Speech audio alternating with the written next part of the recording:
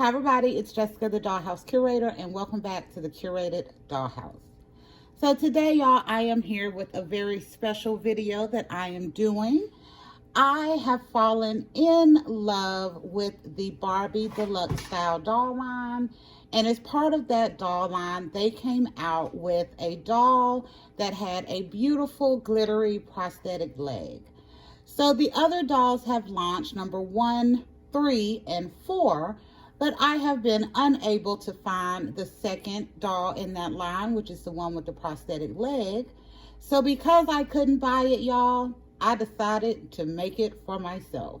So today I am going to show you what I have done for my Fashionista 199 that we have renamed Alana in our dollhouse, and how I restyled her to be inspired by the Barbie Deluxe Style doll number 2. So first off, y'all, this is not my first time doing a prosthetic leg craft. If you have been around in the Curated Dollhouse for a while, you are very aware of my Leto doll. This is Fashionista 212.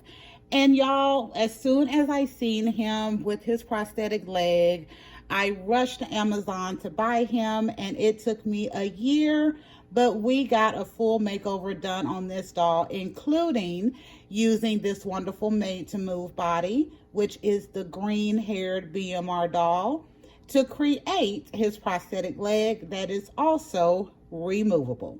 So I am going to be showing you all today what I have done for Miss Alana to give her the Inspired by Barbie Deluxe Style number 2 look. So first off, y'all, I am going to take you through this process, show you the items that I used as part of this craft, and I am going to give you a wonderful game-changing tip on the Made to Move body that should be able to help you create this and other prosthetic dolls if you are wanting to add them to your collection. So first off, y'all, let me give you an up-close look of my beautiful Alana doll. So first off, we are using the Fashionista 199 face. I love this face. I am using a Made to Move body. This is the green top yoga doll. And for her prosthetic leg, y'all, I wanted to give it that same look as we have on that Barbie Deluxe doll. So I made her leg super glittery, and I gave her this gorgeous teal outfit. Y'all know I am not a pink girl, so I thought the teal would work really good in my dollhouse. So for her outfit, I did a cute little simple skirt that was short enough to show the prosthetic leg as we saw on the Barbie Deluxe doll. I did the top, which is extremely simple as well, and I did put a flower on it that is reminiscent of the doll she is inspired by. However, that doll also has some ruffles on the side of the skirt and a sleeve, and I will show y'all in a minute my attempts to do that were totally unsuccessful. So I decided to make some fingerless gloves for my doll as kind of a homage to the original, but make it slightly different. And I think she turned out so beautifully. So now that I have shown you my version of the doll, I'm going to give you some tips on how you can do this in your dollhouse for yourself, so that from here on, y'all, if you can't buy it, you can make it. So first off, let me show you the doll that I started with. As we know, the Barbie Deluxe dolls are coming on what I consider to be the extra doll body.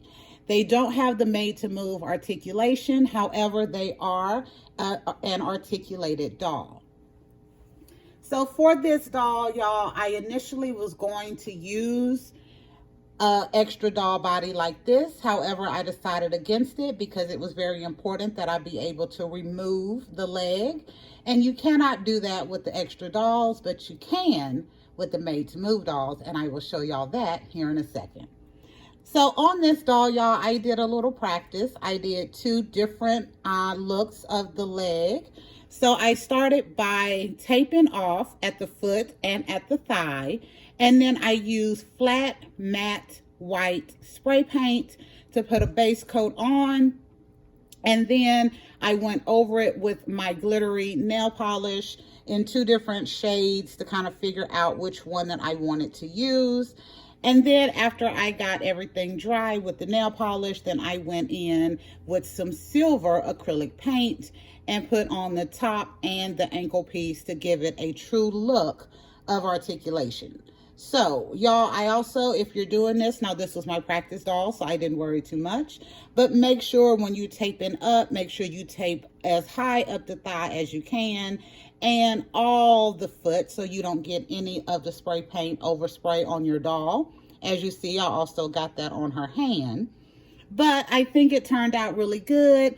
And after I had decided on my actual colors that I wanted to use, then we were able to move on to do it for the actual prosthetic leg that we have for the actual doll. So y'all, for the outfit, as you see, I attempted this outfit first. So I made the same version. So the skirt actually worked out pretty good on this. So I used kind of the same technique to make the skirt on my actual Alana doll. The top, we had to do some finagling with, y'all, but this is basically a strip that I have folded in. I didn't do any hemming because I was doing this with sewing by hand and some hot glue. So I just folded it in so I had enough fabric to cover up and not have to hem it. And then I attempted to do a flower, and we attempted to do the Barbie Deluxe style sleeve with the little extra, but y'all, I could not figure that out with the fabric that I had. So that's why we decided to go with just the flower and the gloves on my Alana doll back here. But I still think it turned out really nice. So I happen to have numerous made-to-move bodies in my collection because I do really appreciate articulation in the curated dollhouse. So I was able to use an extra body that I had, an extra made to move body that I had to create this look and still be able to use her on a regular body if I wanted to. But y'all, one thing that I have learned in the last year from, again, doing the makeover on my amazing Leto doll here is that the arms and the legs on the made to move body are removable and you can reattach them. So I have removed the leg on this made to move body so that I can show you what it looks like. There is the leg by itself. It does have a space in there for that peg to fit in, which is why it is removable. However, y'all, you do need some strength to be able to get the leg off. The arms are a little bit easier and they do go back on quite well. So I am going to show you now that I have removed the leg from my made to move doll, and I am going to reattach it here on camera so that you can see it can be done, but it does take a little strength, y'all. The same thing I learned with Leto. There you go. So her leg is completely put back in. Y'all heard the pop, and there is no damage done. There is no damage done to the doll. So since I learned this with my Leto doll, which is why it took me so long to get his makeover complete, because I was very adamant that I wanted to be able to remove his prosthetic leg, I figured that out, and it has been a game changer. And that is what we did for my Alana doll. So her leg here is the made to move leg. I have painted it up with all of my little crafts that I used, and that leg can be removed and I can switch it out. So if I want to have her as a regular or with her prosthetic leg, it will still work out. So y'all, I'm going to go through the items that I used. There's only one thing up here that I didn't put up here, and I'm just now realizing that.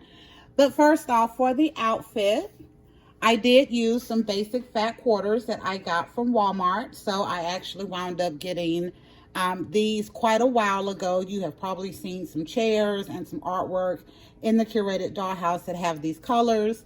So I used some fat quarters that I had left over.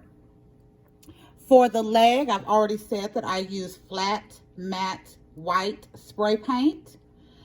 After we did the spray paint, y'all, I went over it first with my glitter nail polish. So I have fallen in love with this glitter nail polish. I have my copper on my nails here, but I used a teal for that. This color is,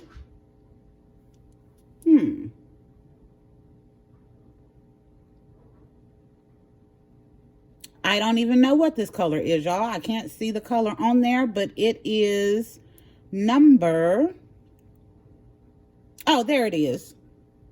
Can you see that? Yes. So this is CNL 360 and it is called Drippin'. I kind of like that.